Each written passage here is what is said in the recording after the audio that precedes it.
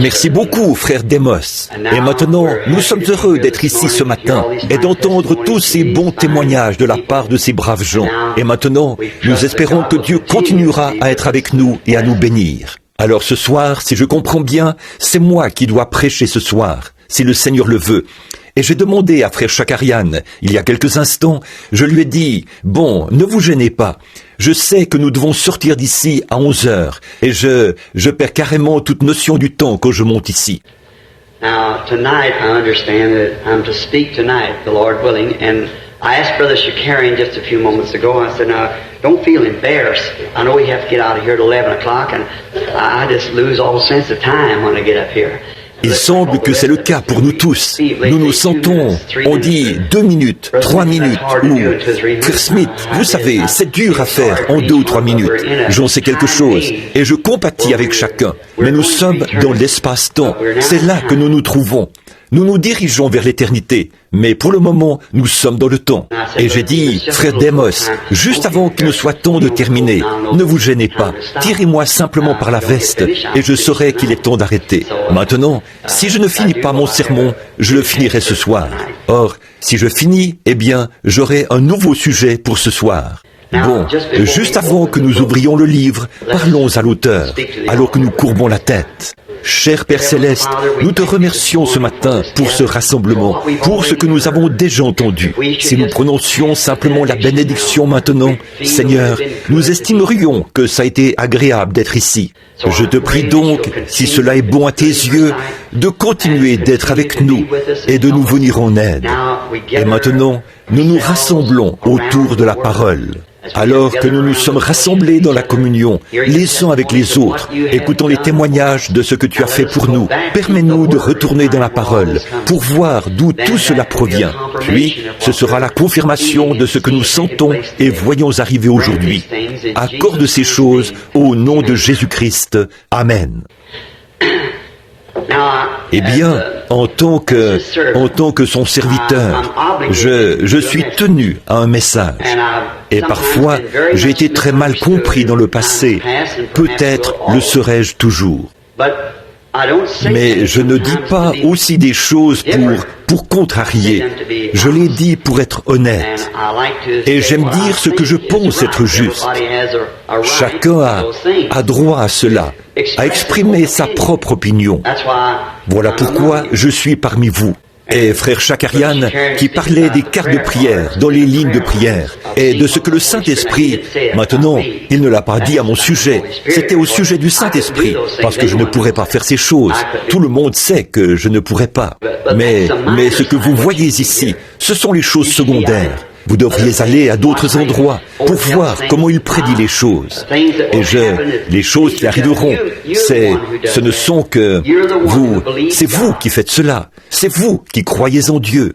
Et puis, si vous ne croyez pas en Dieu, souvenez-vous, il vous le dira, ici à l'estrade. Et si vous êtes dans le péché, il vous le dira. Les choses que vous avez faites, que vous n'auriez pas dû faire, il vous les dira. Ce n'est pas seulement ce qu'on écrit sur la carte de prière.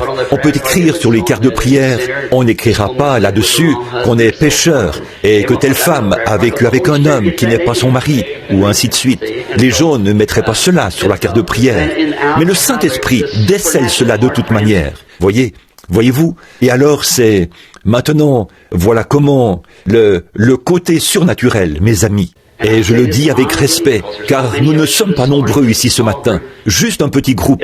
Cela m'étonne tellement que ça me rend nerveux, et parfois j'ai envie de crier. Et quand je m'assieds à un endroit, sur le flanc d'une montagne, où je passe beaucoup de temps, recevant des choses de la part de Dieu, je redescends et transmets au peuple ce qu'il m'a donné. Et je ne veux pas être différent des gens, mais seulement pour être honnête. Je dois être honnête envers Dieu, voyez, vis-à-vis du message. Et présentement, nous sommes, si le Seigneur le veut, nous sommes sur le point de partir outre-mer pour une tournée, dans quelques jours, si c'est la volonté du Seigneur. Je sollicite vraiment vos prières. Vous êtes si gentils. Quand je me mets à parler, j'oublie le temps. comme nous tous. Mais frère Shakarian et ces excellents ministres qui sont ici sur l'estrade, et là-bas, vous tous, amis de Jésus-Christ, je vous salue en son nom, en tant que votre frère, par la croix, étant frères et sœurs en Dieu. Ce matin, j'aimerais prendre une écriture dans l'Épître aux Galates, si le Seigneur le veut. Je souhaiterais lire un passage de l'écriture. Bon, hier soir, je suivais le message qui était apporté par notre frère prédicateur, ici sur l'estrade. Il a parlé en langue. Bredesen, frère Bredesen, un très brave homme. De voir ceci, avec mon illettrisme et mon niveau d'instruction, qui ne comprend pas toujours les mots, mais sachant que le message est vrai, de voir des hommes comme ceux qui ont parlé l'autre soir se tenir là, je vois qu'ils correspondent au type de l'intellectuel. Il se pourrait qu'ils ne soient pas capables de faire ce que le Seigneur m'a appelé à faire. Moi, je ne peux pas faire ce que le Seigneur les a appelés à faire. Mais en travaillant ensemble, je suis sûr que nous pouvons répandre le message si nous restons simplement devant Dieu. Et quand il a donné un témoignage ici hier soir, le Saint-Esprit a parlé en langue. Et quelqu'un dans l'auditoire, je sais qu'il faut toujours respecter cela. En effet, je comprends par la Bible que c'est l'Esprit de Dieu qui nous apporte quelque chose. Et il a parlé de la pluie de l'arrière-saison, la pluie de la première saison et la pluie de l'arrière-saison. Et cela me fait penser à quelque chose. Frère Bonham vient tout juste de me donner un petit paquet contenant quelques chèques. Et il m'a dit, c'est une offrande d'amour de la part des gens. Bon, il n'aurait pas dû faire ça. Voyez, je ne suis pas venu ici dans ce but. Mais ils me l'ont donné, et bien sûr, il n'y a pas moyen de vous le redonner. Et je vais le prendre, si le Seigneur le veut, et je vais essayer d'affecter cela à mes dépenses, pour mon voyage outre-mer. En effet, je ne suis aucunement parrainé là où je vais. C'est un secret, en quelque sorte, parce que les églises ne veulent pas me recevoir. Alors j'y vais comme chasseur, parce que c'est mon Seigneur qui me pousse à y aller. Le Seigneur m'a mis à cœur de le faire, et je dois y aller sous un autre prétexte, en quelque sorte. Voyez, les gens ont de drôles de petites idées là-bas. Chacun voudrait que je signe une carte, que je sois en accord avec eux sur ce qu'ils croient, et dire que tel autre groupe se trompe. Et ce groupe-ci dit qu'ils m'accepteront si j'admets que ce groupe-là se trompe. Voyez, mais je n'aime pas cela. Voyez, j'ai toujours essayé de me tenir entre les gens, en dehors des organisations et de leurs divergences, et présenter ce que l'Esprit de Dieu disait, semble-t-il, à travers les frères ce matin, que nous ne sommes pas une dénomination, nous sommes les enfants d'une même famille. Or, il n'existe pas de dénomination Branham. Il existe une famille Branham. Et nous ne nous joignons pas à cette famille. Nous y sommes nés.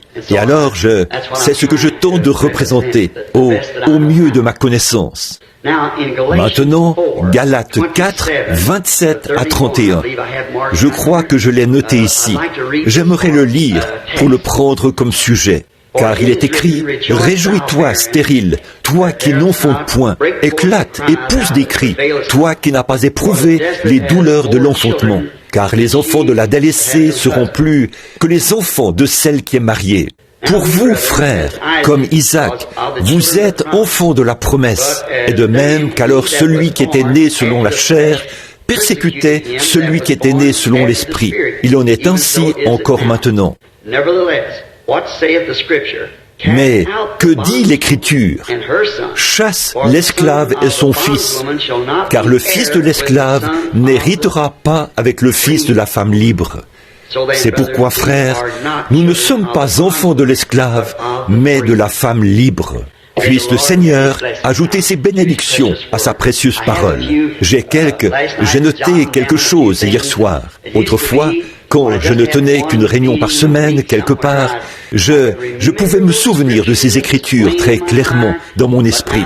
Mais maintenant, après que je le dis un peu pour plaisanter, non pas que je veuille plaisanter ici, sur l'estrade, mais depuis que j'ai eu 25 ans, pour la deuxième fois, je ne me souviens plus des choses comme autrefois.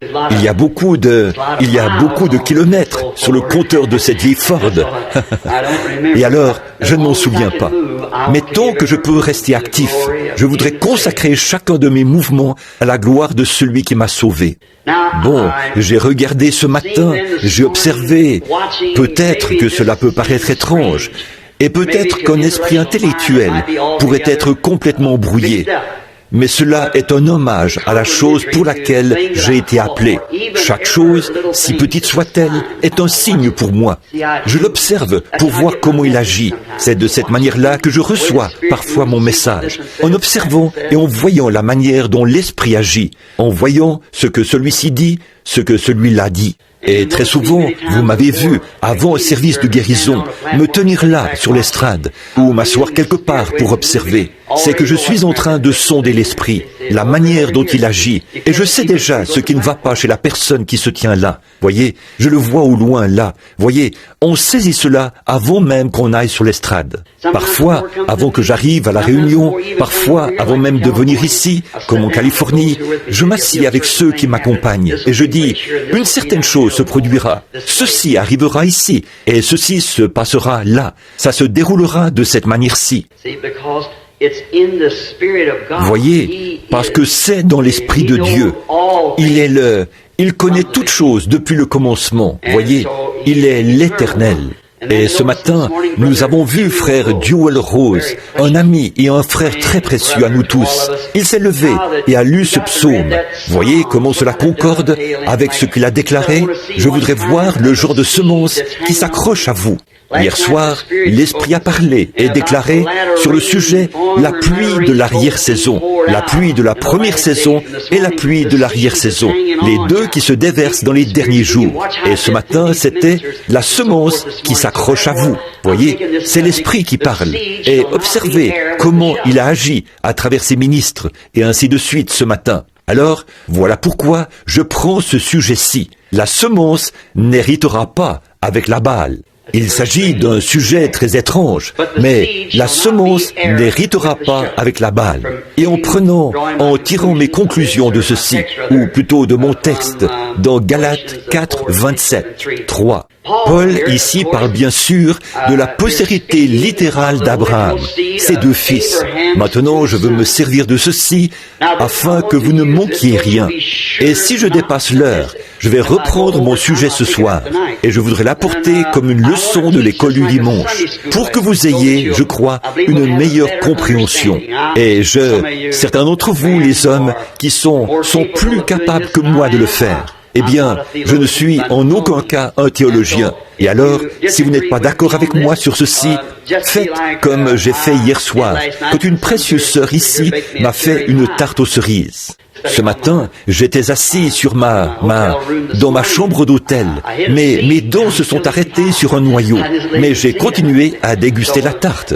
J'ai simplement mis le noyau de côté, vous voyez. Alors, ce que vous ne croyez pas, mettez-le de côté, voyez, et continuez simplement à manger ce que vous croyez être bon. Maintenant, Paul parle des deux fils d'Abraham.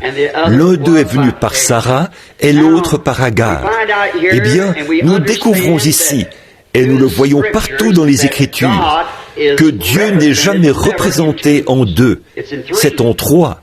Dieu est toujours rendu parfait en trois.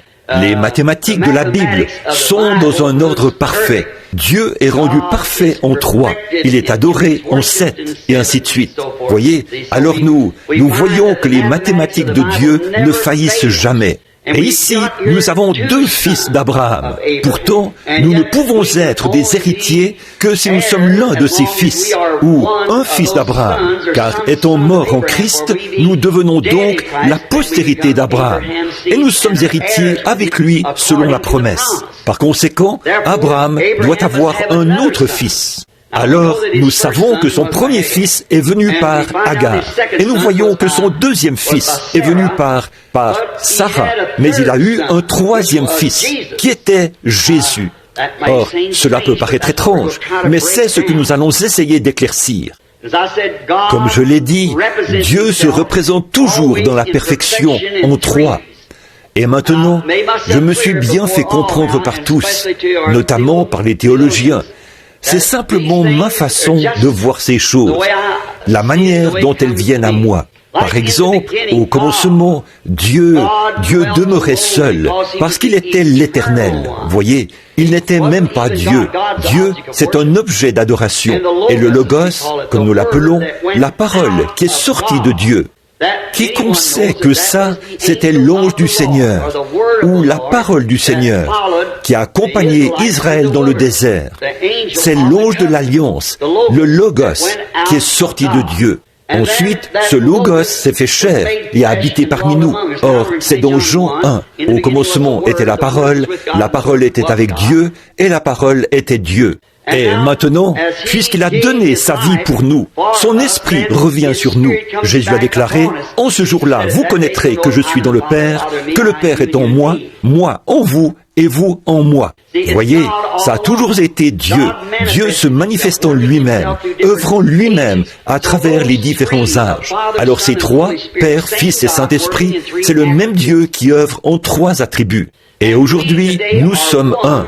L'Église elle-même est un attribut de la pensée de Dieu avant la fondation du monde, celle d'avoir une Église.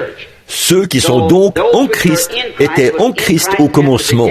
C'était ses pensées, et ses pensées sont ses attributs. Ceci marque le commencement de la semence dans la promesse. Et ici, Abraham a été légèrement mis en doute par Ismaël. Et je veux vous montrer les trois étapes de cette semence dont nous allons parler, qui n'hérite pas avec la Baal. Maintenant, nous découvrons qu'ici, au commencement, Dieu a fait la promesse à Abraham. D'abord, il a fait la promesse à Adam. Et c'était où l'alliance était conditionnelle. Si tu ne fais pas ceci, si tu fais ceci. Mais quand il l'a donnée à Abraham, elle était inconditionnelle. Je l'ai déjà fait. Il n'a jamais... Ce qu'il a fait, c'était sans condition. Il l'a donnée à Abraham. Maintenant, parce qu'Abraham possède la promesse, nous devons donc être la postérité d'Abraham.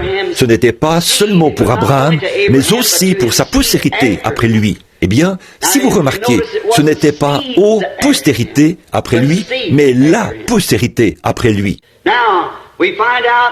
Or, nous découvrons que la promesse a été légèrement mise en doute par Sarah. Et Sarah a dit à Abraham de prendre pour femme Agar, cette jeune Égyptienne, et que ce serait la voie par laquelle Dieu susciterait cette semence promise. Bon, vous voyez, comme je l'ai déclaré hier soir, le moindre écart du plan originel de Dieu bouleverse tout. Nous ne pouvons pas nous écarter de la parole originelle. Cela doit, nous en avons parlé hier soir, ou plutôt avant-hier soir, à propos de Balaam. Il avait reçu la réponse claire et nette de Dieu. N'y va pas, mais il a une volonté permissive. Vous pouvez agir dans cette volonté si c'est ce que vous voulez, et Dieu fera en sorte que cela l'honore. Mais ce n'est toujours pas la volonté parfaite de Dieu. Et voilà ce que nous devons nous efforcer d'avoir, sa volonté parfaite, non pas sa volonté permissive. Le royaume de Dieu qui est aujourd'hui sur terre ne peut jamais être fondé correctement si c'est sur la volonté permissive. Ça doit revenir à sa volonté parfaite. Maintenant, nous voyons qu'ici, Sarah, après que Dieu a dit à Abraham que l'enfant naîtrait par Sarah et que cela bénirait le monde, Sarah a quand même douté. Je voudrais que vous remarquiez que cela ne venait pas du tout d'Abraham, mais de Sarah, la femme. Et elle a douté, et elle a dit, « Prends Agar ». Et Abraham n'a pas voulu le faire. Mais Dieu lui a dit d'aller de l'avant et de le faire quand même. Il l'a donc fait, avec un léger doute.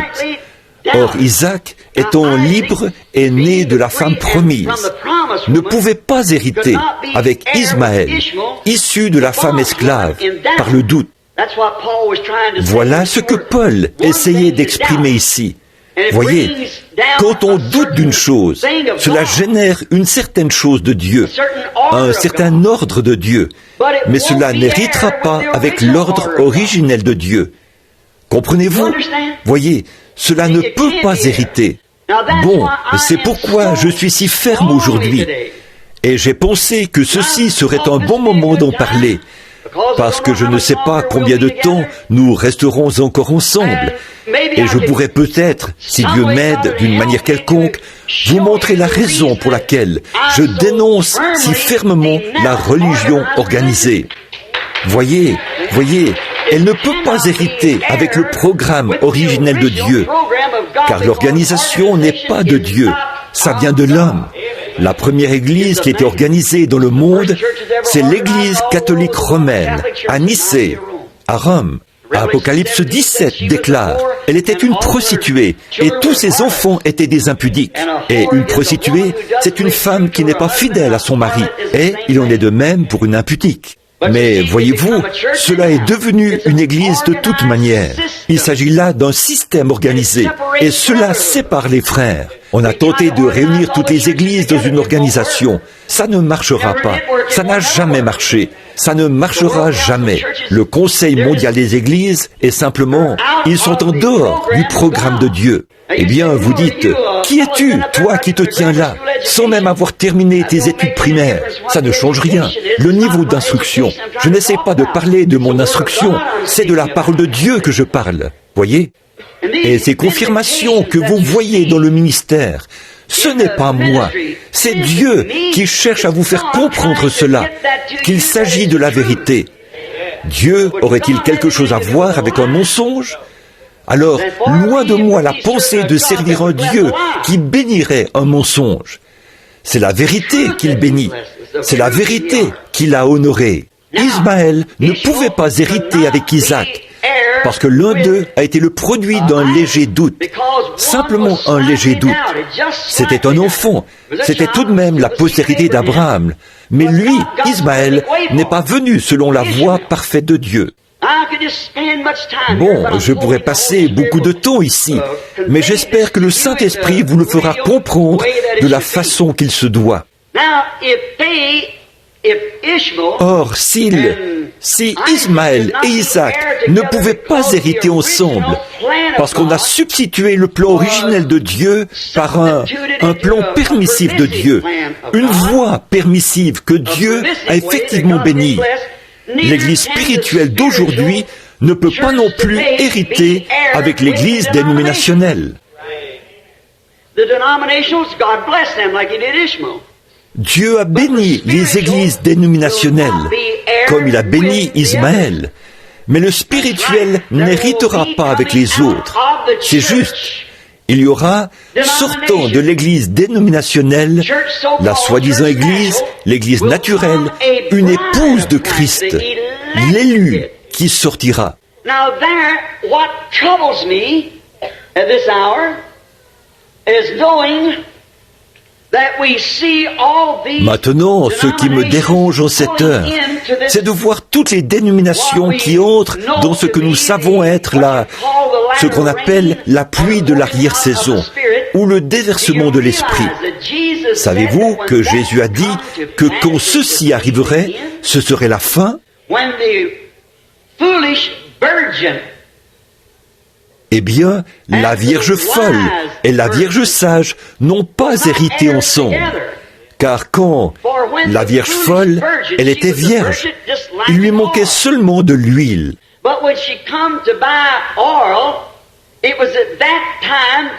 Or, quand elle est allée acheter de l'huile, c'est à ce moment-là que l'époux est venu. Et elle a été laissée derrière, alors qu'elle cherchait à acheter de l'huile. Comprenez-vous? Je voudrais que cela pénètre profondément. Bon, je n'ai sûrement pas besoin de m'étendre davantage sur le sujet. Alors, le spirituel et le naturel ne peuvent pas non plus hériter ensemble.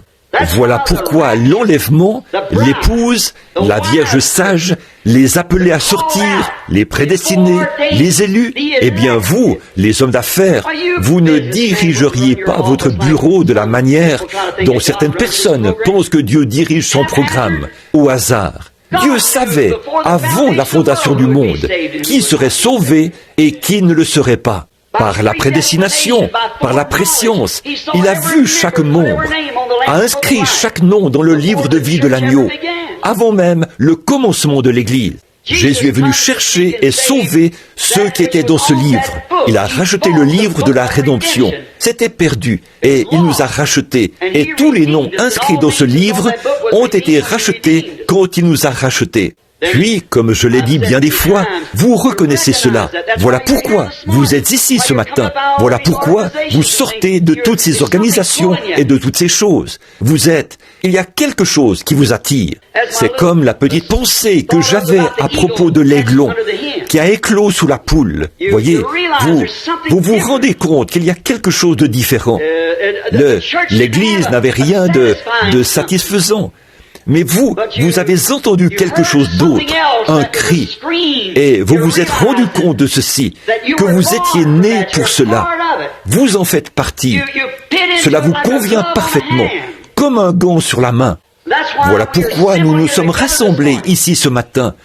C'est parce que, comme le disait très souvent ma vieille mère, qui se ressemble, s'assemble.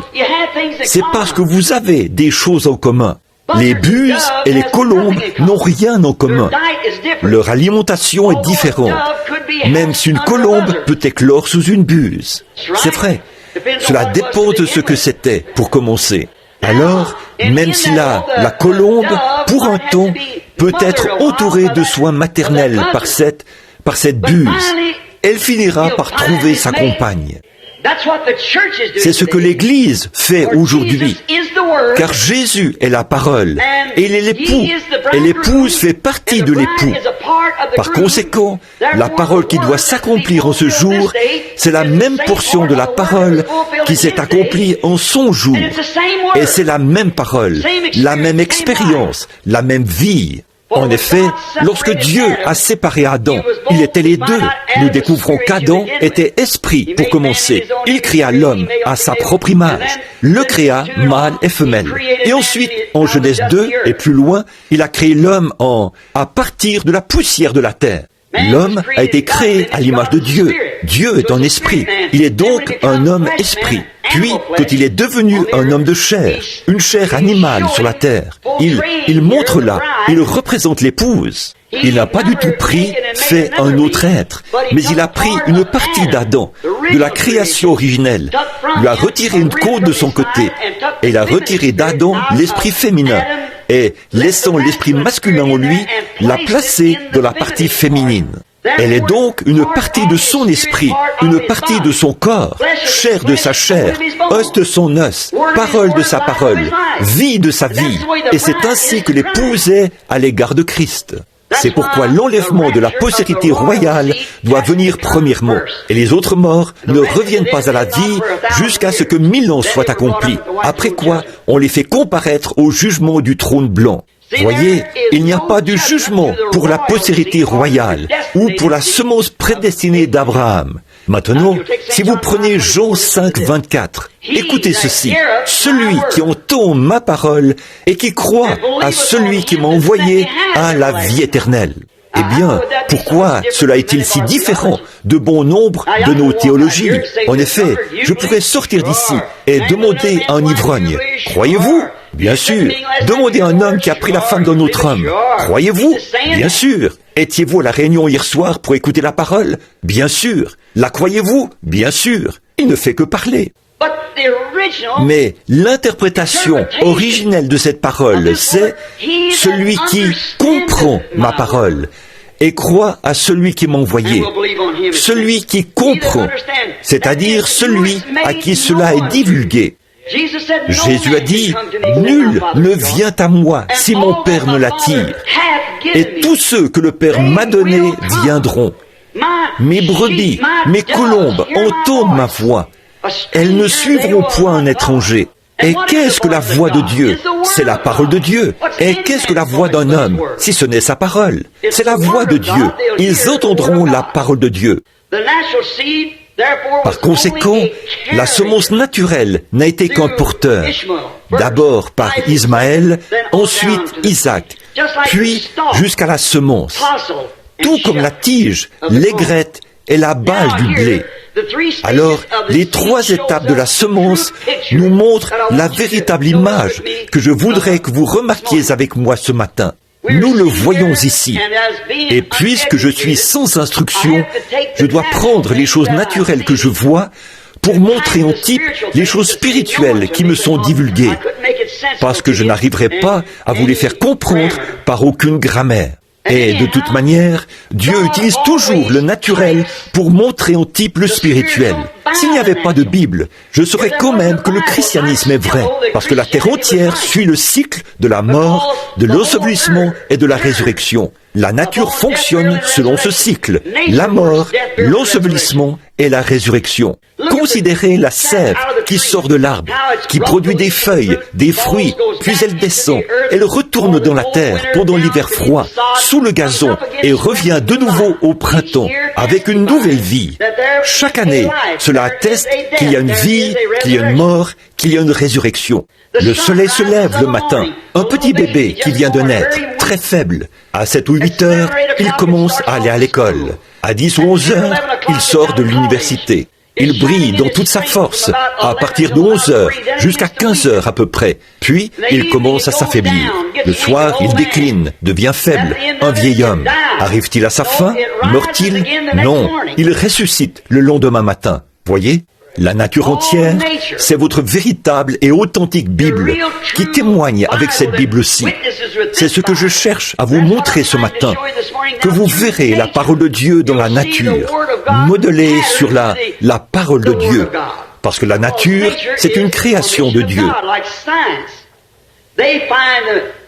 La science, par exemple, découvre la mécanique et les lois de la nature. Mais ils ne savent pas ce qu'est la nature. Ils ne connaissent pas la vie de la nature. Ça, c'est Dieu. Alors, la mécanique sans la dynamique ne sert à rien. Or, remarquez la tige, l'aigrette et la balle. Agar représentait la tige, la première vie qui a commencé dans la promesse. Sarah représente l'aigrette, ou plutôt le pollen qui apparaît dans l'aigrette. Marie, la Vierge, représentait et a mis au monde la véritable semence spirituelle pour susciter la véritable et authentique tige. Avec Agar et Sarah, c'était par le sexe. Mais avec Marie, la Vierge, c'était par la puissance de la parole promise de Dieu, par une naissance virginale. Elle enfantait la véritable semence. La tige, Agar, la seconde femme, par un doute de la promesse, s'était fait à cause du doute, d'un léger doute.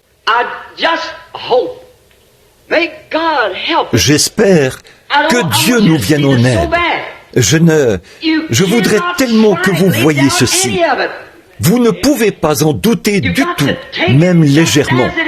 Vous devez la prendre telle qu'elle est. Elle n'a pas besoin d'interprétation.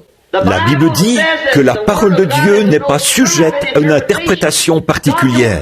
Dieu n'a besoin d'aucune de nos écoles pour interpréter sa parole. Quand il la confirme et la vivifie, c'est cela l'interprétation. Quand Dieu a dit que la lumière soit, la lumière fut, cela n'a pas besoin d'être interprété. Quand il a dit une vierge concevra, elle a conçu, cela n'a pas besoin d'être interprété. Nous n'avons pas besoin de tout ça, ces séminaires et tout ce qui séduit les hommes. Eh bien, nous avons l'interprétation. Nous avons l'interprétation. Dieu interprète lui-même sa propre parole. Il n'a besoin de personne pour l'interpréter pour lui. Il a dit, cela arrivera, et cela arrive. Il a dit, dans les derniers jours, il répandrait son esprit. Il l'a fait. Peu m'importe ce qu'ont dit les dénominations. Il l'a fait de toute manière, parce qu'il a dit qu'il le ferait. Alors, cela n'a pas besoin d'interprétation, car Dieu est son propre interprète. Ces choses que vous voyez, qui vous paraissent mystérieuses aujourd'hui, si seulement vous vous souvenez, vous les pentecôtistes, qu'il y a 30 ou 40 ans, votre ministère était tout autant un mystère pour l'Église méthodiste et baptiste que ceci l'est pour vous aujourd'hui. Mais maintenant, trouvez cela dans la parole. J'essaye de vous le montrer, comme vous avez essayé de le leur montrer. Et puis, si Dieu se retourne et dit qu'il en est ainsi dans la parole, et confirme cela comme tel, voilà l'interprétation de Dieu lui-même. Vous n'avez besoin de personne pour vous l'interpréter. Et là, Agar, par un léger. Souvenez-vous, vous ne pouvez pas en retrancher une seule parole. Jésus l'a dit dans Apocalypse, à la fin du livre. Et au début du livre, Christ a dit, quiconque retranche une portion de la parole, juste une parole mal interprétée, a causé toutes les maladies et les morts que nous avons connues. Eh bien, si Dieu, qui est saint, a abaissé les regards et a vu tout ce chaos qui a été provoqué par une seule parole légèrement mal interprétée, et n'importe quelle petite chose qui est allée à l'encontre de cette parole suprême a provoqué tout ce chaos et a vu la souffrance, le sang et la mort de son propre Fils, afin de réconcilier ces horribles choses avec lui. Comment allons-nous donc y entrer autrement qu'en gardant toute la parole? Eh bien, dites-vous, frère Branham, ça c'était dans la Genèse. J'ai senti cela, voyez. Mais permettez-moi de vous dire qu'Apocalypse, c'est la dernière partie du livre. Quiconque retranchera une parole du livre de cette prophétie ou y ajoutera une parole, sa part sera retranchée du livre de vie. Jésus a dit au milieu du livre. Là encore, il y a les trois témoins. La Genèse, le Nouveau Testament et ce jour-ci, aujourd'hui. Jésus a déclaré, l'homme ne vivra pas de pain seulement, mais de toute la parole qui sort de la bouche de Dieu. Eh bien, ce n'est pas ce qu'il voulait dire. Il parlait aux gens qui étaient des théologiens du plus haut niveau. Ces sacrificateurs, leurs arrière-grands-pères, devaient être des sacrificateurs. Mal interpréter la moindre parole de cela, eh bien, c'était carrément la peine de mort. On devait les lapider pour une seule parole omise. Mais ils en avaient une mauvaise interprétation. Par conséquent, quand la parole elle-même, quand Dieu a promis d'envoyer le Messie, elle a envoyé emmailloté comme il a promis qu'il le serait. Eux, ils avaient des langes différents dans lesquels ils voulaient l'emmailloter. Laissez-moi dire ceci. Il en est de même aujourd'hui. Ils ne comprennent pas cela. Ce n'est pas dans les langes dénominationnelles ou intellectuelles. C'est dans les loges de la puissance, de la résurrection et de la manifestation de Christ ressuscité, la manière dont Dieu l'a promis, et non dans les loges de ce que les gens en pensent. Bon, Agar, par une petite déviation, par la femme, non pas par Abraham. Abraham n'a pas voulu le faire, mais Dieu lui a permis de le faire, parce qu'il, tout comme il a laissé Balaam aller de l'avant. Maintenant, remarquez, en déviant légèrement de cela, elle a enfanté Ismaël, qui était un homme sauvage, jamais vaincu. Il vivait de son arc. C'était un homme sauvage. Il l'est encore aujourd'hui. Bon, Sarah, l'aigrette ou le pollen, Sarah, la véritable femme de la promesse, a enfanté un homme doux qui, à son tour, a engendré une nation promise. Or, pour Marie, ce n'était pas par le sexe, mais par une promesse. Tout comme Abraham avait reçu la promesse de Dieu, la parole de Dieu, et avait cru la promesse. Voici la servante du Seigneur. Voyez, elle a mis au monde, non pas une tige, mais la semence originelle, parce qu'il était la parole qu'Abraham avait crue, et que Marie avait crue.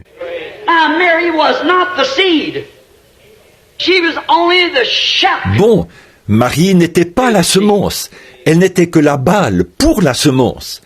Les deux autres étaient des porteurs de la vie, c'était simplement la semence naturelle. Marie n'était pas elle-même la semence, mais par la foi dans la parole de Dieu, cela produit une image plus réelle de la parole, parce qu'il était la parole.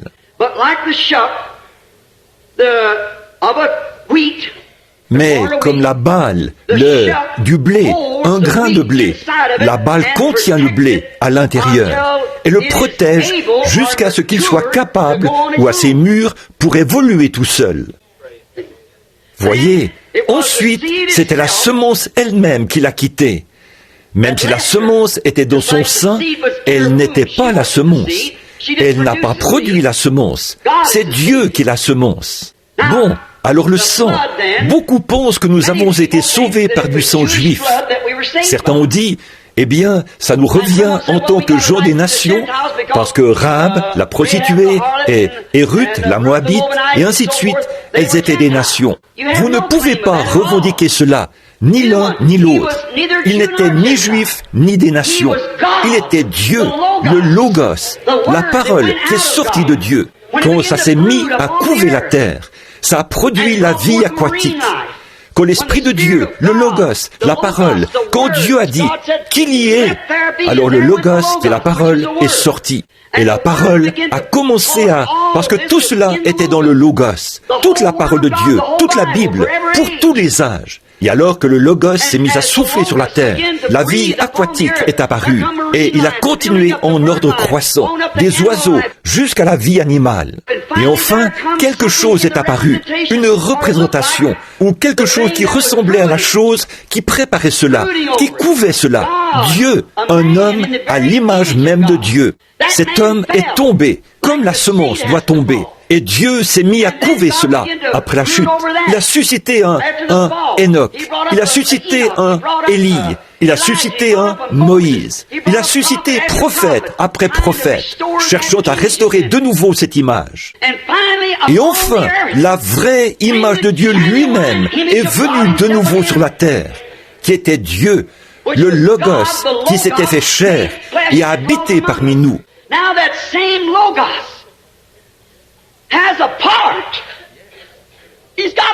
Or, ce même Logos a une partie, il a une épouse, et le même Logos, cette parole qui ne peut pas être altérée, couvre les églises aujourd'hui, cherchant à ramener la parole à sa pleine manifestation.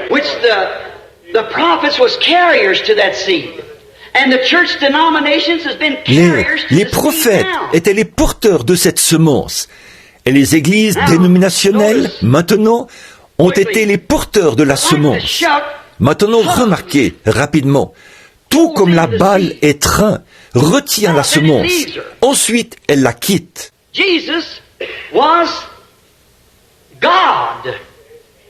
Jésus était Dieu. Il l'était. Son Père était le grand Logos lui-même. Et il ne pouvait pas le déverser entièrement dans Moïse, car il n'était qu'un prophète. Et la parole du Seigneur, qui ne faillit jamais, vient toujours au prophète. Il n'y a aucun endroit, ni aucune époque dans la Bible, ou depuis la Bible, où l'interprétation exacte de la parole soit venue à un théologien. Ce n'est pas dans les Écritures, ni des pharisiens, ni des sadducéens. Dieu n'a jamais suscité un prophète du milieu d'eux, pas plus qu'il ne l'a fait dans ces derniers jours. Dès qu'il suscite quelque chose, ils se rassemblent tous pour en faire une organisation, et ça meurt à ce moment-là. Mais c'est dans un but qu'il a fait cela. Nous essayerons d'expliquer cela avec l'aide de Dieu. Remarquez, voyez ici à quel point elle est proche, l'Église, la semence maintenant, de ressembler à la semence elle-même. Maintenant, remarquez, quand la semence tombe en terre, c'est la semence originelle. Quand elle germe, elle produit une vie. Mais que fait la vie qui sort du grain de blé ? Elle ne produit pas la même tige de blé tout de suite, ou le même grain de blé. C'est la vie du blé, mais c'est au stade de porteur. Et ça, c'était la première réforme. Quand Luther est sorti des ténèbres du chaos, il fallait qu'elle meure. Très souvent, les gens compatissent. Oh, j'ai lu un livre il n'y a pas longtemps sur le Dieu silencieux, écrit par l'un de ces philosophes modernes qui cherchent à vous éloigner de Dieu. Si vous ne connaissez pas la parole de Dieu et le plan de Dieu, vous pourrez être facilement ébranlé. Mais quand vous voyez le plan de Dieu, son programme, alors vous savez par la foi que c'est Dieu. Et Dieu qui s'identifie, faisant exactement ce qu'il a fait à d'autres époques.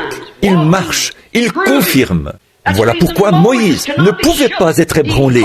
Il avait parlé face à face avec Dieu. Et Dieu lui avait dit, « Je suis celui qui était avec Abraham autrefois, là-bas. Je suis celui qui a fait cette promesse. Je serai avec toi. » comment allez-vous arrêter cet homme alors? Comme le prophète dont on a dit, quand le lion rugit, qui ne serait effrayé?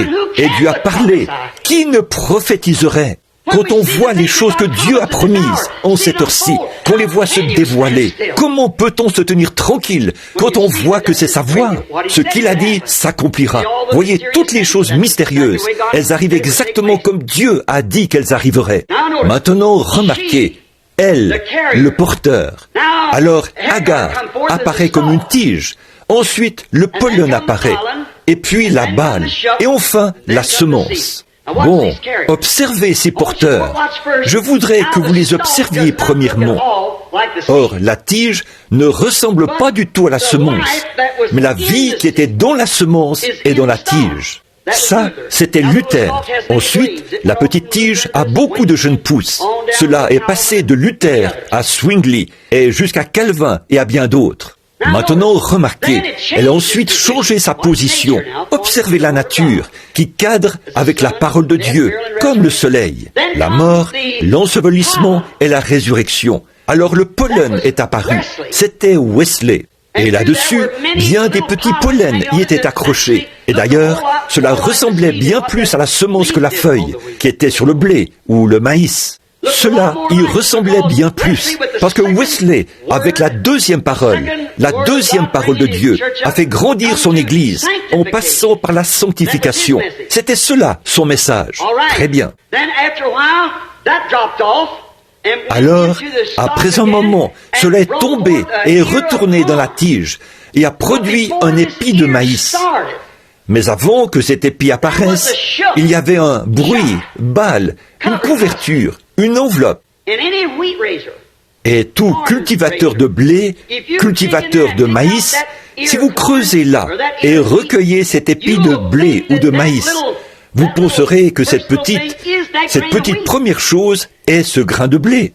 Mais maintenant, voilà l'âge pentecôtiste. Vous ne pouvez pas, vous, tout théologien ou tout historien plutôt, sait qu'il s'agit là des âges, la manière dont ils se succèdent. Prenez-le livre de l'Apocalypse, prenez les âges de l'Église, et voyez si ce n'est pas exactement de cette manière-là qu'il se déroule. Alors, de Wesley sont sortis les pèlerins de la sainteté, les Nazaréens, et toutes ces petites églises de la sainteté, qui ressemblent bien plus à la parole que la réforme luthérienne. Mais voyez-vous, quand Luther s'est organisé, c'est là que les jeunes pousses ont commencé à pousser. Et quand cela a poussé, l'esprit a complètement quitté l'église luthérienne. Seul ce qui est dénominationnel y est resté. Les véritables et authentiques croyants sont entrés dans la sanctification. Et puis, quand la sanctification a fait place à autre chose, les pèlerins de la sainteté et ainsi de suite, et toutes ces organisations de la sainteté, les Nazaréens et ainsi de suite, l'esprit est parti de là pour entrer dans cet âge pentecôtiste. Et maintenant, observez ce petit grain de blé. Il ressemble 1 million de fois plus au blé originel qui était tombé en terre que la tige ou le pollen. Mais si vous vous asseyez et que vous le regardiez au moyen d'une loupe et que vous ouvriez ces petites balles, vous verriez qu'elles ne sont que des porteurs, elles aussi. Le grain n'a pas encore germé. C'est un petit bourgeon là, au fond. Et à l'aide d'une loupe très puissante, vous pourrez en apercevoir le petit bout, comme une pointe d'aiguille. C'est là que surgit la semence. Et cette balle-ci, qui ressemble exactement à la vraie chose, n'est pas la vraie chose. Ce n'est qu'un sein, tout comme le sein de Marie. Marie n'était pas la semence, dans la représentation que nous faisons ici de la tige. Elle n'en était qu'un porteur, tout comme les autres. Mais puisqu'elle a été appelée et choisie par Dieu lui-même dans ce but, ça semblait plus comme ce que nos amis catholiques pensent, qu'elle était la mère de Dieu. Non, elle n'était pas la mère de Dieu, et elle n'était pas non plus la semence de Dieu. La femme produit l'ovule, Dieu produit la vie, l'hémoglobine, le sang se trouve dans le sexe mâle. Une poule peut pondre un œuf, ou un oiseau peut pondre un œuf et construire son nid au printemps. Mais si la femelle n'a pas été avec l'oiseau mâle, il n'éclora pas, il est mort, il pourrira là dans le nid. Comme je l'ai souvent dit, c'est ça le problème avec les églises aujourd'hui. Elles pourrissent là, dans le nid, qu'on appelle méthodistes, baptistes, pentecôtistes et ainsi de suite. Si elles ne sont pas en contact avec la parole elle-même, elles pourrissent carrément dans le nid, dans leur organisation. Eh bien maintenant, certains d'entre eux disent, les protestants croient plus ou moins que Marie a produit l'ovule. Si c'est le cas, regardez ce que vous faites faire à Jéhovah Dieu. L'ovule ne peut être produit sans une sensation. Alors, voyez-vous, Dieu a créé l'ovule et le germe, les deux. Il a créé les deux dans le sein de Marie. Et cet homme n'était rien d'autre que Dieu lui-même, qui s'est fait chair et a habité parmi nous. Emmanuel, pas seulement un brave homme, un prophète. Il était un brave homme et un prophète, pas un enseignant, ni un théologien. Oh, il aurait pu être tout ça. Il était le tout en tout. Mais par-dessus tout ça, il était Dieu lui-même. La Bible a dit, nous sommes sauvés par le sang de Dieu. Dieu lui-même, pas une troisième personne ou une deuxième personne. La personne, Dieu lui-même, le grand Jéhovah, a couvert Marie de son ombre. Et le Créateur a créé les deux, la cellule de sang et la vie, et l'ovule aussi. Si vous pouvez amener un juif à voir cela, il sait qui est le Messie. Quand John Ryan a été guéri là, à Benton Harbor, après avoir été aveugle pendant 40 ans, ce rabbin m'a demandé, il a dit, j'ai eu un entretien avec lui, il a dit, vous ne pouvez pas couper Dieu en 3 parties et le servir à un juif? J'ai répondu, il y en a qui le font, mais nous ne coupons pas Dieu en 3 parties. Je lui ai demandé, croyez-vous les prophètes? Évidemment, je crois les prophètes, a-t-il dit. J'ai dit, de qui Ésaïe a-t-il parlé dans Ésaïe 9:6? Un enfant nous est né. Il a répondu, eh bien, c'était le Messie. Je lui ai demandé, quel sera le lien entre le Messie et Dieu? C'était réglé. Puis j'ai dit, il a répondu, il sera Dieu. J'ai dit, tout à fait juste. Il sera appelé conseiller, prince de paix, le Dieu puissant, le Père éternel. C'est là que les unitaires ont passé à côté. C'est là que les trinitaires ont passé à côté. Les deux côtés de la route. Mais le juste milieu se trouve exactement entre les deux. Si Dieu pouvait être son propre Père, si Jésus était son propre Père, il ne pouvait pas l'être. Et s'il avait un autre Père que Dieu, et la Bible dit que le Saint-Esprit était son Père. Et s'ils étaient 2 esprits différents, il était un enfant illégitime. C'est juste. Qui était son Père? Dieu ou le Saint-Esprit? Si vous dites que c'est l'un d'eux, voyez l'embarras dans lequel vous vous trouverez. Dieu était son Père. Est-ce vrai? Dans Matthieu 1:18, il a dit, voici de quelle manière arriva la naissance de Jésus-Christ. Marie, sa mère, ayant été fiancée à Joseph, se trouva enceinte par la vertu du Saint-Esprit, avant qu'ils eussent habité ensemble. Alors, qui est son Père? Voyez-vous ce que je veux dire? Remarquez, Joseph, son époux, qui était un homme de bien, ne voulant pas la diffamer, se proposa de rompre secrètement avec elle, de cette manière. Voici, comme il y pensait, un ange du Seigneur lui apparut en songe et dit, Joseph, fils de David, ne crains pas de prendre avec toi Marie ta femme, car l'enfant qu'elle a conçu vient du...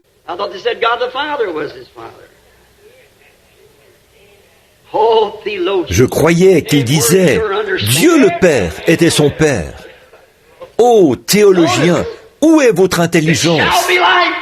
Remarquez, vers le temps du soir, la lumière paraîtra. La vraie semence est sortie de Marie, mais ce n'était pas sa semence à elle.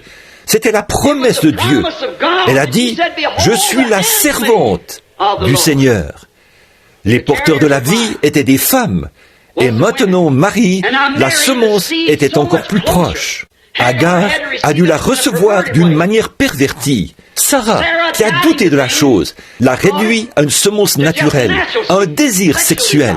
Or, Marie, sans sexe du tout, a cru la parole, et la parole s'est faite chair.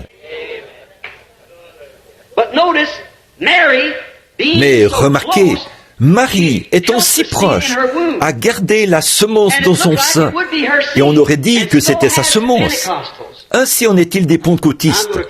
Je vais aller droit au but, là.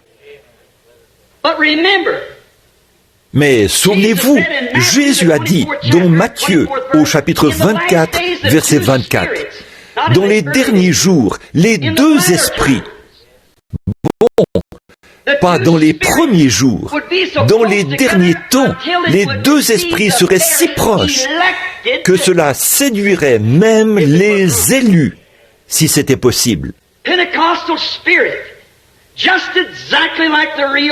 L'esprit pentecôtiste, exactement comme la véritable chose, si parfait qu'il séduirait même les élus si c'était possible. Or, ce ne sont pas mes paroles, c'est ce qu'il a dit. Eh bien, peut-être comprendrez-vous, après un moment, ce que j'essaye de dire. Alors cette semence ressemblait bien plus. Cette balle ressemblait plus à la semence, bien plus que le pollen et plus que la tige, mais ils n'étaient que des porteurs de la semence. Voyez, Luther s'est organisé, la tige est morte. Wesley s'est organisé, le pollen est mort. Les pentecôtistes se sont organisés, la vie est morte. Et maintenant, la semence sort. Vous ne pouvez pas aller plus loin que la semence. Remarquez, tout au long des années, quand un grand mouvement survient, une organisation s'ensuit aussitôt. Environ 3 ans, voilà à peu près la durée d'un réveil. Ensuite, on l'organise. On en fait une organisation. Il faut qu'il y ait beaucoup de ramifications, comme il y en a eu à partir de Luther, de jeunes pousses, beaucoup à partir du pollen, Wesley, puis les feuilles pentecôtistes bourgeonnent, les unitaires, les binitaires, les trinitaires, les quaternaires et de la quintuplité. Oh miséricorde! Voyez? Mais remarquez, 20 ans de Jésus-Christ manifesté. Aucune organisation ne s'est levée, et il n'y en aura aucune. Elle mourra comme chaque mouvement de la pluie de l'arrière-saison et tout le reste. C'est maintenant le temps de la fin, la semence, et elle n'héritera pas avec la balle, pas plus qu'Ismaël n'a hérité avec Isaac. Voyez ici combien elle est proche, assez proche pour séduire. Luther, la tige, Wesley, l'aigrette, et Marie, la balle, ou le saint, ou les pentecôtistes. Oh, je pourrais continuer à vous parler ici de cette balle pour vous le montrer. Au cours des âges, cela n'a jamais été aussi proche que ça ne l'est maintenant. Tout est l'Église. L'Église. Voyez, le L. Et remarquez, c'était le L au commencement qui a douté de la promesse originelle. Ce n'était pas Dieu qui avait retiré sa parole. Dieu ne retire pas sa parole aujourd'hui. Il confirme sa parole originelle. Mais Sarah dit, cela arrivera peut-être. On attend. C'est ça le problème avec les gens aujourd'hui. Vous essayez de vous lancer dans quelque chose sans savoir dans quoi vous vous lancez. Comment le ferez-vous si vous ne savez pas ce que vous faites? Est-ce que vous marchez les yeux bandés? Si vous essayez de vous lancer dans quelque chose sans être conscient de ce que vous faites, vous échouerez. Si un aveugle conduit un aveugle, ils tomberont tous deux dans la fosse. Jésus a fait cette déclaration.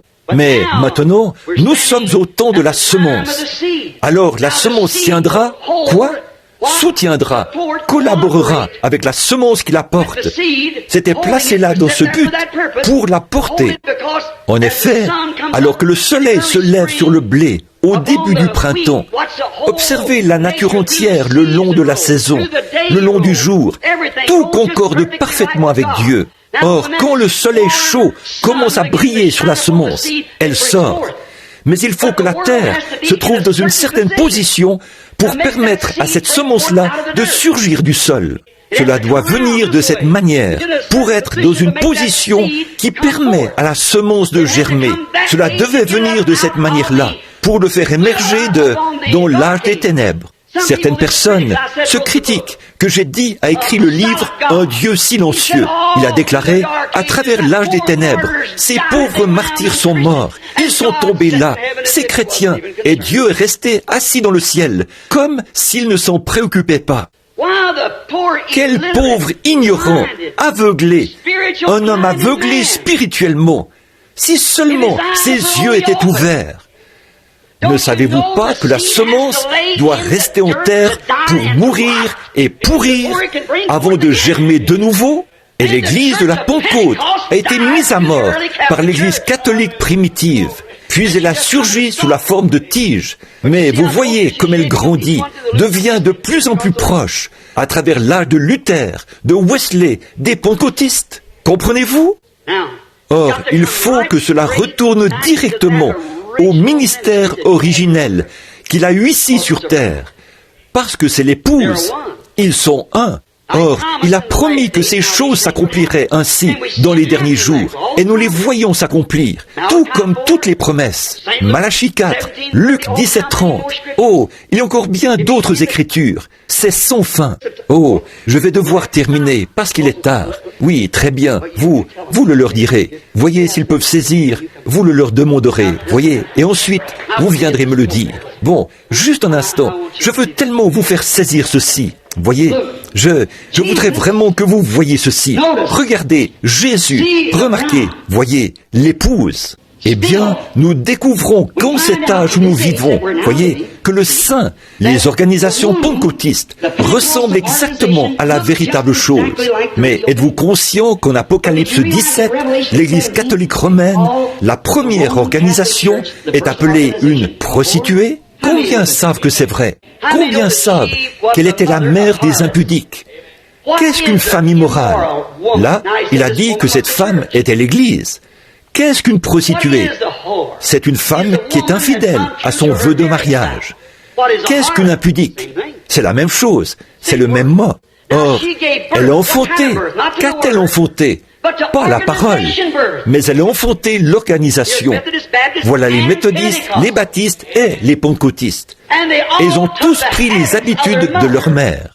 N'importe quelle femme corrompue en Californie peut donner naissance à une vierge. Et c'est pourquoi le premier message est sorti. Mais quand la vérité a été présentée à l'âge de Luther, la sanctification, cet âge-là ne pouvait pas l'accepter. Quand le baptême du Saint-Esprit a été permis, présenté aux méthodistes, ils ne pouvaient pas l'accepter. Et maintenant, quand le temps de la semence a produit une Pentecôte, elle ne peut pas l'accepter. Elle s'est organisée, mais elle a été le porteur de la semence. Voyez? Amen. Eh bien, remercions le Seigneur pour cela, pour la parole, la simplicité de la parole qui vient d'être prononcée. Voyez, c'est tout simple, tout comme dans ceci, tout comme observer un maïs qui croît. Vous n'avez pas besoin d'en avoir une grande interprétation théologique. Vous n'avez qu'à l'observer. Il est tout autour de vous, tout le temps. Voyez, il faut que je m'arrête. J'ai senti quelqu'un me tirer et je lui avais demandé de le faire. Nous devons terminer. Maintenant, frère, une dernière remarque, puis je partirai. Observez maintenant, la balle, la tige, et ainsi de suite, ne sont que des porteurs de la parole. Elles avaient une partie de la parole, voyez, jusqu'à ce qu'elle tombe. La justification, la sanctification et la restauration des dons chez les pentecôtistes. Mais maintenant, remarquez, comme il en était, Ismaël, Isaac, voyez, et ensuite Jésus. Voyez, l'un d'eux était un perverti, l'autre l'original. Et ensuite est venue la semence elle-même. Voyez, maintenant l'Église a suivi cette même trajectoire et y retourne, comme une fleur ou n'importe quoi d'autre. Elle s'abreuve, se nourrit, et cela ne signifie pas que les luthériens sont perdus. Les luthériens qui ont rejeté la sanctification le seront. Ceux qui tiennent à s'accrocher à quelque chose. Voyez, Israël mange de la manne neuve chaque soir. Voyez? Remarquez, mais au temps de la fin, observez cette balle-ci. Remarquez maintenant ce qui est dans le blé. Le mystère complet de la vie est scellé à l'intérieur de cette balle. Nous le voyons se lever à travers Luther. Nous le voyons sortir de l'aigrette. Nous le voyons de la tige. Nous nous retrouvons ici. Et maintenant, c'est sous forme de la balle, presque comme à l'âge pentecôtiste. Mais le véritable mystère est caché à l'intérieur. Souvenez-vous, selon Apocalypse, le mystère entier de ce livre est scellé par 7 sceaux que les réformateurs n'ont pas eu l'occasion d'apporter. Les 4 étapes de la réforme, les 4 étapes des 4 êtres vivants qui sont sortis affronter les 4 puissances du monde. Le premier qui est sorti était Qu'est-ce qui est sorti en premier? Un lion, pour faire face à l'âge romain. C'était la parole, l'originel. Il est le lion de la tribu de Juda. Christ lui-même est allé affronter cet âge-là. Quel était le prochain animal qui est sorti pour faire face? Le prochain animal qui est sorti pour affronter cet autre cavalier. Qu'était-il? Voyez, ce premier cavalier était habillé en blond, couronné, plus tard, et ainsi de suite. Mais il avait un arc sans aucune flèche. Remarquez, le deuxième cheval qui est apparu, l'être vivant qui est allé l'affronter était un bœuf. Le bœuf, c'est un animal de sacrifice. Ils ont été martyrisés pendant l'âge des ténèbres. Le troisième être vivant qui est sorti affronter le prochain cheval avant que le cheval de la mort ne s'élance. La mort est le séjour des morts. Le prochain cheval qui est sorti, le prochain être vivant qui est sorti affronter le cavalier de ce jour-là était l'être vivant avec la face d'un homme. Combien savent cela? L'âge intellectuel, les réformateurs, Luther, Wesley, Calvin, Knox, Finney, Moody, voyez? Mais alors, remarquez, qu'est-ce qui est sorti au temps du soir? Un aigle, le côté prophétique de nouveau. Vers le temps de l'aigle, la lumière paraîtra. Le sentier de la gloire, là, tu le trouveras. Ô Église du Dieu vivant! Je souhaiterais pouvoir venir ici et m'asseoir un matin et rester toute la journée à communier avec vous autour de ces choses. Écoutez, pensez-vous que je ne vous aime pas? Je vous aime, mes frères. Je voudrais aller vers toutes les organisations et et simplement croire avec chacune d'elles. Mais voyez-vous, ce n'est simplement pas possible. C'est à peine si on m'ouvre une porte. Je vais discrètement entrer dans un pays à cause des organisations, parce qu'on ne veut pas permettre au ministère que Dieu... J'ai répondu à leurs lettres. J'ai dit, depuis 10 ans, j'ai cherché à venir. Et vous, avec votre baptême insensé, l'une d'elles croit, vous devez être baptisé 3 fois, une fois pour le Père, une fois pour le Fils et pour le Saint-Esprit, vers l'avant. L'autre dit, non, vous devez être baptisé 3 fois vers l'arrière, une fois pour le Fils, une fois pour le Père et pour le Saint-Esprit. Et les deux ont tort. L'une a dit, lui, vous êtes baptisé pour sa mort, et il s'est penché vers l'avant quand il est mort. Nous sommes baptisés pour sa mort. L'autre a dit, qui enterre un homme face contre terre? Vous l'enterrez couché sur le dos. Une telle absurdité divise les gens. Cela montre qu'il s'agit de la jalousie. Ça vient de Satan, ce n'est pas de Dieu. Entre les deux courants, Dieu n'est ni pour l'un ni pour l'autre, mais il appelle les gens des deux côtés. Sortez du milieu d'eux et séparez-vous, dit Dieu, et je vous prendrai avec moi. Que Dieu vous bénisse.